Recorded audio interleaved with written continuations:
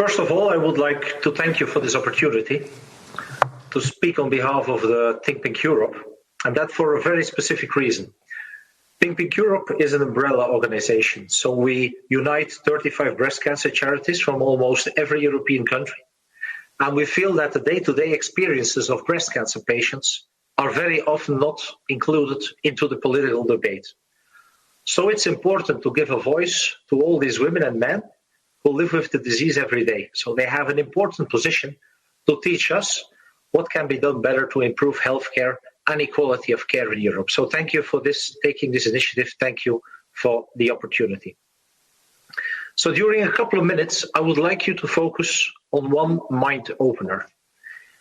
If we look at the figures of survival rates for breast cancer, we see huge differences in Europe. We see differences between countries.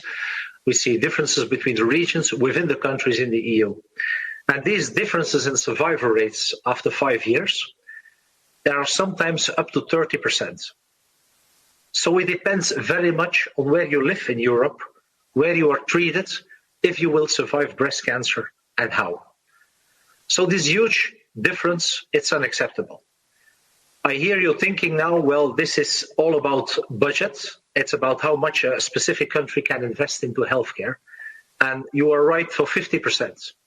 And this is something we cannot solve in just a couple of years of economic evolution.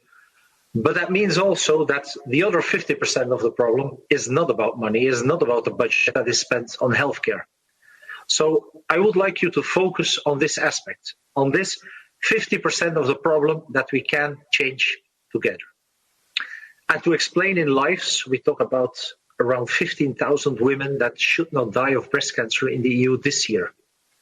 And we talk about another 15,000 women and men next year that shouldn't die of it.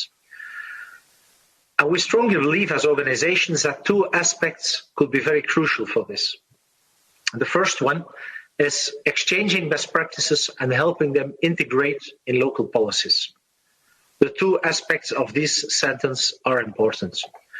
For instance, working in a hospital as a breast clinic with a multidisciplinary team, a team that consists of all the healthcare takers involved to discuss and decide together about all the aspects of the treatment.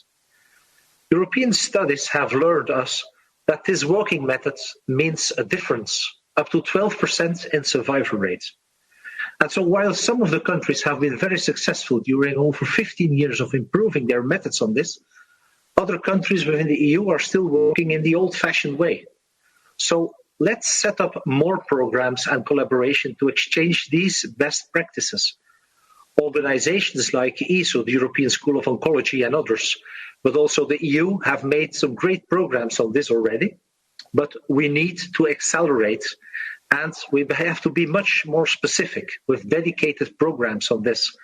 We must, and this is also very important, we must also stimulate member states to integrate these best practices into their national policy. This is very important.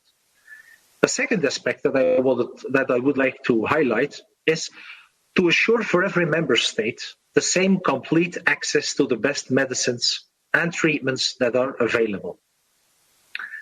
Although we realize that it's up to every individual member state to decide on their policy on this, we strongly believe that the European initiative on equal access within the EU could have a huge impact. So do we ask too much to pharma industry if they want to have access to the complete European market to commit to deliver to everybody within the European market? As we have been very successful on the European scale with consumer rights, why shouldn't we develop the same path for patient rights?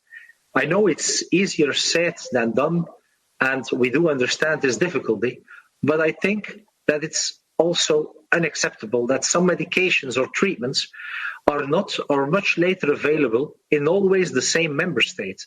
This is also closing the gap on healthcare. This is also about equality. So, dear members of parliament, let's focus on what we can solve in the next years. The EU has achieved some great things during my life, but I want to see the next level in the near future. And I personally believe there is a momentum in the next year.